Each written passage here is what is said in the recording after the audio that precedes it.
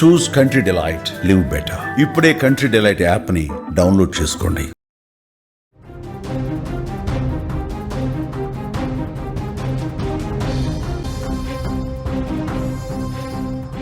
సహస్ర హత్య తర్వాత బాలుడు ధైర్యంగానే ఉన్నాడు. ఎవరికి అనుమానం రాకుండా జాగ్రత్త పడ్డాడు. ఎప్పట్లాగే స్కూలుకి వెళ్ళిపోయాడు నిందితుడు. స్కూల్లో విచారించిన సమయంలో పోలీసులకు కట్టు కథ కూడా చెప్పాడు.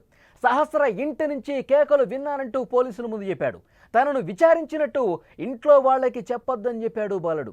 కత్తిని కడిగి రిఫ్రిజిరేటర్ మీద పెట్టాడు. రక్తం అంటిన టీషర్ట్ను వాషింగ్ మిషన్లో పడేశాడు. పోలీసులకు ఈ విషయాలు మొత్తం కూడా చెప్పాడు బాలుడు.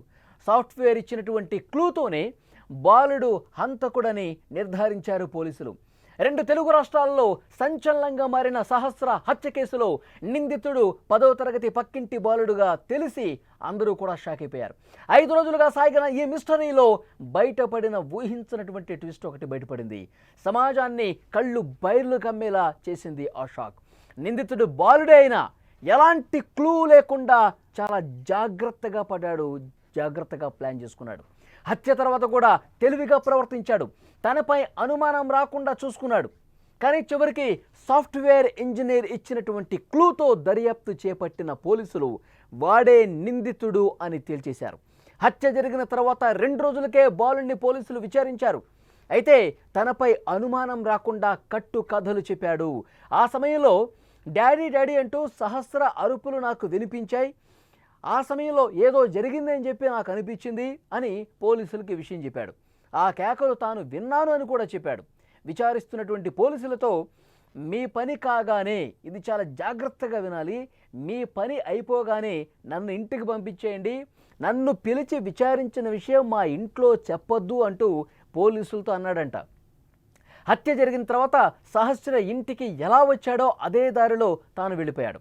సహస్రను పొడిచిన కత్తి ఫ్రిడ్జ్ మీద కడిగేసి అదేవిధంగా ఫ్రిడ్జ్ మీద పెట్టాడు. అలాగే తను ఏదో రక్తపు మరకలు అంటుకున్నటువంటి దుస్తులు ఏవైతే ఉన్నాయో ఆ దుస్తుల్ని వాషింగ్ మిషన్లో వేశానని పోలీసులకు చెప్పాడు.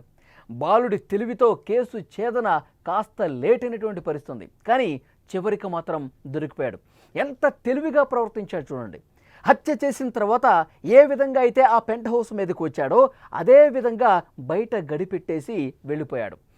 ఆ వెంట తెచ్చుకున్నటువంటి కత్తిని ఎవరికీ కనపడకుండా జేబులో పెట్టుకొని లోపల పెట్టేసుకొని ఎవరికి కనిపించకుండా మళ్ళీ అదేవిధంగా గోడ దూకి తన ఇంట్లోకి వెళ్ళిపోయిన పరిస్థితుంది. ఎవరన్నా వస్తున్నారా లేదా బిల్డింగ్ మీద నుంచి దూకేటప్పుడు, ఈ బిల్డింగ్ నుంచి ఆ బిల్డింగ్ వైపు వెళ్ళేటప్పుడు మొత్తం చుట్టుపక్కలంతా చూసుకుంటున్నాడు. ఎవరన్నా చూస్తున్నారా లేదా, ఎవరికైనా కనిపిస్తున్నానా లేదా, ఎవరైనా సరే నన్ను కనిపెడతారా లేదా అని చెప్పి అక్కడే వెయిట్ చేశాడు కొద్దిసేపు. ఇక్కడ మీరు చూస్తున్నారు లెఫ్ట్ సైడు నిందితుడి ఇల్లుని మీరు చూస్తున్నారు, సహస్ర ఇల్లుని రైట్ సైడ్ మీరు చూస్తున్నారు. ఎంత పక్క పక్కకు ఉన్నాయి చూసారా? చాలా స్పష్టంగా మీరు విజువల్స్లో చూస్తూ ఉన్నారు. ఇంత దగ్గరగా ఆనుకొని ఉండటం వల్లే ఈ బిల్డింగ్ మీద నుంచి ఆ బిల్డింగ్ మీద చేరుకోవటానికి చాలా ఈజీ అయింది అతనికి. వెంటనే పెంట్ హౌస్కి వెళ్ళాడు. పెంట్ హౌస్ లోపలికి వెళ్ళాడు. చాలా దారుణంగా సహస్రను చంపేసి 80,000 రూపాయలు ఉంటే అవి కూడా తీసుకుని బయటకు వచ్చి గడిపెట్టేసి ఇటువైపు నుంచి మళ్ళీ ఈ బిల్డింగ్ నుంచి ఆ బిల్డింగ్ దూకే సమయంలో వెయిట్ చేశాడు. ఒక 10 నిమిషాలు జాగ్రత్తగా అటు ఇటు చూశాడు. ఎవరైనా వస్తున్నారా, ఏదన్నా కదలిక కనిపిస్తే అక్కడే ఉండిపోయాడు. ఇది మొత్తం కూడా ఆ బిల్డింగ్లో ఈ బాలుడు ఉంటున్నటువంటి, ఈ హంతకుడు ఉంటున్నటువంటి బిల్డింగ్లోనే సాఫ్ట్వేర్ ఇంజనీరు పనిచేస్తుంది. సాఫ్ట్వేర్ ఇంజనీర్ అందులో వర్క్ ఫ్రమ్ హోమ్ కాబట్టి ఇంట్లోనే ఉండి పనిచేసుకుంటుంది. గమనించింది, ఒక అలికిడి గమనించింది. అతన్ని చూసింది, ఆ పిల్లవాడిని చూసింది. పిల్లలు ఆడుకుంటూ ఉంటారులే, అటు నుంచి ఇటు దిగుతూ ఉంటారు, దూకుతూ ఉంటారు అని అనుకుంది. కానీ వాడు ఆ సమయంలో సహస్రను చంపేశాడని చెప్పి ఆ సాఫ్ట్వేర్ ఇంజనీర్కి అప్పుడు తెలీదు. కొంత అక్కడ నిలబట్టడం చూసింది, అటు ఇటు కదలటం చూసింది. కానీ వీళ్ళేదో ఆడుకుంటూ దొంగ పోలీస్ ఆట ఆడుకుంటారు కదా, ఎవరికి కనిపించకుండా దాక్కుంటూ ఉంటారు కదా. సో ఆ విధంగా లైట్ తీసుకుంది ఆ సాఫ్ట్వేర్ ఇంజనీర్. తర్వాత తెలిసింది 2-3 గంటలు పూర్తయిన తర్వాత, ఈ విషయం బయటకు వచ్చిన తర్వాత, అక్కడ సహస్ర హత్యకు గురైంది అని తెలిసిన తర్వాత అప్పుడు కూడా అనుమానించాల. ఎవరో దొంగ వచ్చాడు, దొంగతనానికి వచ్చి ఉంటాడు, ఆ సమయంలో సహస్రాన్ని చంపేసి వెళ్ళిపోయి ఉంటాడని చెప్పి అనుకుంటుంది ఆ సాఫ్ట్వేర్ ఇంజనీర్ కూడా. అప్పుడు కనిపించినటువంటి ఆ బాలుడే చంపేసి నాకు కనిపించాడు అన్నది కూడా ఆమె ఊహించాల. ఎందుకంటే చిన్నపిల్లాడు, 14 సంవత్సరాలే ఉంటాయి. అంత చిన్నపిల్లాడు ఇంత చిన్న వయసులో కత్తి తీసుకొని అంత దారుణంగా ఎలా చంపి ఉంటాడులే అని చెప్పి అప్పుడు అనిపించలా. తర్వాత పోలీసులు ఇన్వెస్టిగేట్ చేసేటప్పుడు ఈ బిల్డింగ్లో ఉన్న వాళ్ళని కూడా విచారించేటప్పుడు ఆ సాఫ్ట్వేర్ ఇంజనీర్ చెప్పింది, ఆ సమయంలో ఒక చిన్న అబ్బాయి కనిపించాడు సార్ నాకు, మరి అతను చాలా తక్కువ ఏజ్ ఉంటుంది, అతను చంపి ఉంటాడని కూడా నేను అనుకోలేదు, అతని కదలికైతే కనిపించింది, అతను ఒకసారి విచారించండి అని కూడా అన్నది. అప్పుడు పోలీసులు ఈ సహస్ర తమ్ముడు చదివే స్కూలు ఇప్పుడు ఈ చంపినోడు స్కూలు ఒకటే, ఆ స్కూల్లో విచారణకు కూడా వెళ్ళారు. అప్పటికే అతను హంతకుడు అని కూడా పోలీసులు అనుకోలే. ఆ స్కూల్కి వెళ్ళారు, స్కూల్లో ఉన్న వాళ్ళని పరిశీలించారు, విచారించారు. ఆ సమయంలో ఈ హంతకుడు ఏం చెప్పాడో తెలుసా? అవును, నేను కూడా సౌండ్స్ విన్నాను, డాడీ డాడీ అని చెప్పి పక్క బిల్డింగ్ నుంచి అరుపులు నాకు వినిపించాయి, ఆ అరుపులు వినిపించడంతో ఏదో జరుగుంటుందని చెప్పి నేను అనుకున్నాను సార్ అని చెప్పి పోలీసులు స్కూల్కి వచ్చి విచారిస్తున్నప్పుడు చెప్పాడనమాట. చెప్తే అప్పుడు కూడా పోలీసులకి అనుమానం రాలా. ఎంత యాక్టింగ్ చేశాడో చూడండి. తన మీద అనుమానం రాకుండా డాడీ డాడీ అని చెప్పి అరవటం నేను విన్నానంటే డాడీ మీద తోసేయటానికో లేకపోతే ఇంకో ఏదో అక్కడ ఘోరం జరుగుతుంది నేను విన్నాను అంటే ఇతని మీద అనుమానం రాదు కదా. ఇతనింత ధైర్యంగా చెప్తున్నాడు, మళ్ళీ స్కూల్కి కూడా వస్తూ ఉన్నాడు రోజు, అనుమానించాల పోలీసులు.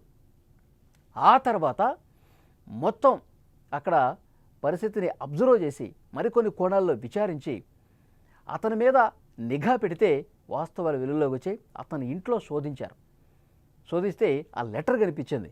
ఏ విధంగా దొంగతనానికి వెళ్ళాలి, తర్వాత ఏం చేయాలి, ఆ లాక్ని ఏ విధంగా కట్ చేయాలి, ఎవరైనా అడ్డొస్తే ఏం చేయాలి, అవన్నీ కూడా పాయింట్ రాసుకున్నాడు. ఎస్, దొంగ దొరికేశాడు, హంతకుడు దొరికేశాడని చెప్పి పోలీసులు భావించారు. మొత్తం వెతికితే ఆ కత్తి, వాడిన కత్తి ఎక్కడ పెట్టావంటే ఫ్రిడ్జ్ మీదే పెట్టానని చెప్పాడు. ఆ కత్తిని స్వాధీనం చేసుకున్నారు. ఆ తర్వాత ఏ డ్రెస్లో అప్పుడు ఆ రోజు ఉన్నాడో ఆ డ్రెస్ని ఏం చేసావు అని అడిగారు. ఆ డ్రెస్ని వాషింగ్ మిషన్లో పడేశానని చెప్పారు. ఆ దుస్తులను కూడా పోలీసులు స్వాధీనం చేసుకున్నారు. మొత్తం ఈ విధంగా జరిగింది. ఇంకా నువ్వు ఏం చేస్తావు రెగ్యులర్గా, అసలు నువ్వు ఈ విధంగా చేయడానికి రీజన్ ఏంటి, నువ్వు సినిమాలు ఏం చూస్తావు అంటే మొత్తం ఒప్పుకున్నాడు. ఓటీటీల్లో నేను చూస్తాను, క్రైమ్ స్టోరీలు చూస్తాను, యూట్యూబ్లో చాలా క్రైమ్స్ చూశాను, దొంగతనం ఏ విధంగా చేయాలో కూడా కొన్ని వీడియోలు నేను చూశాను, ఇవన్నీ కూడా పోలీసుల విచారణలో ఒప్పుకున్నాడు. ఎంత దారుణం చూడండి. 14 సంవత్సరాల వయసుకే 10వ తరగతి చదువుతున్నటువంటి ఒక బాలుడు అంత చిన్న వయసులో ఒక పాపని అంత దారుణంగా పొడిచి చంపాలన్న ఆలోచన రావటం, ఒక సైకో మైండ్ సెట్తో బిహేవ్ చేయటం, ఒక క్రిమినల్ మైండ్తో అతను ఉండటం అనేది ఇది విన్న వాళ్ళందరూ కూడా షాక్ అయిపోతున్నారు.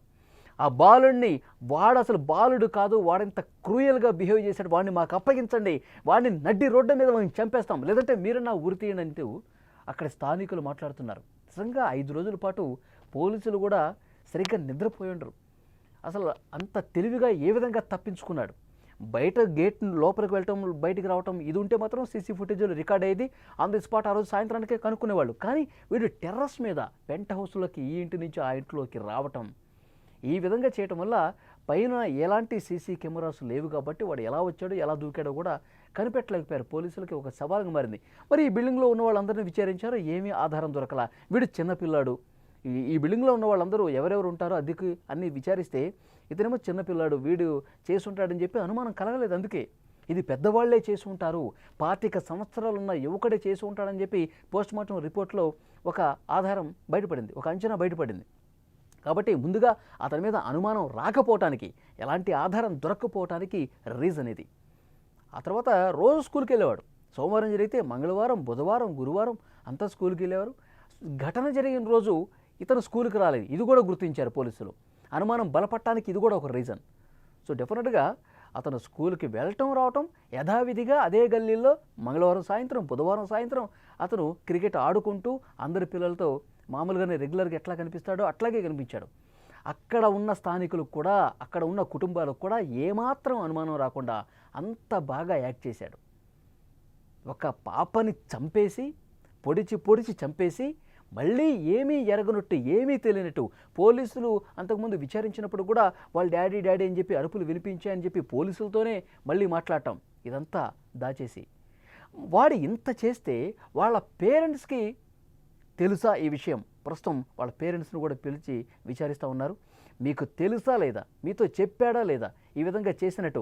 మరి వాషింగ్ మిషన్లో రక్తపు మరకలతో కూడిన దుస్తులు ఉన్నాయి కదా, వీటిని మీరు చూసారా లేదా, మీకు తెలిసి ఏమన్నా దాచిపెట్టారా? ఈ విషయాన్ని ఈ కోణంలో కూడా విచారిస్తున్నటువంటి పరిస్థితి ఉంది. అంటే ప్రతి ఒక్క క్లూను కూడా ప్రస్తుతం సంపాదిస్తూ ఉన్నారు, ఆధారాలు సంపాదిస్తూ ఉన్నారు.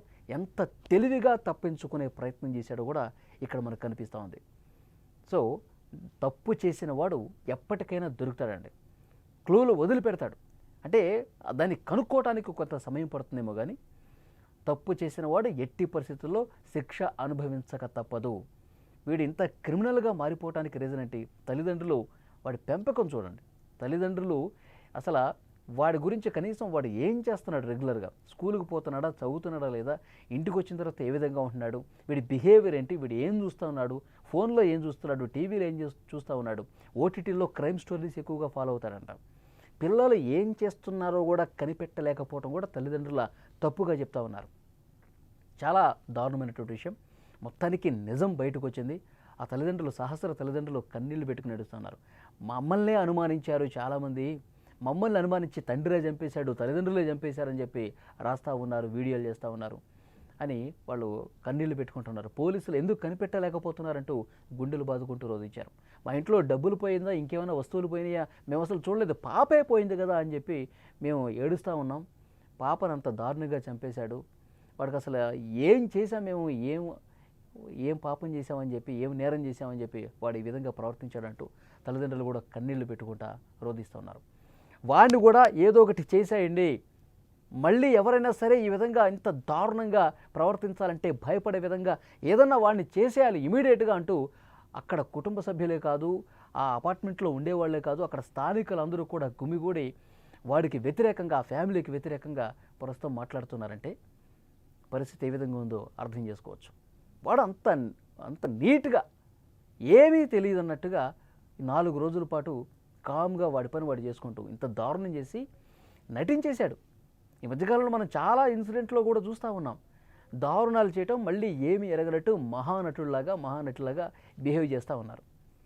ఇప్పుడు ఆ సాఫ్ట్వేర్ ఇంజనీర్ ఆ బాలుని మీద అనుమానం వ్యక్తం చేయకపోతే, ఆ కోణంలో పోలీసులు విచారించకపోతే ఈరోజు కూడా బయటకు వచ్చేది కాదు. అంత బాగా యాక్ట్ చేశాడు.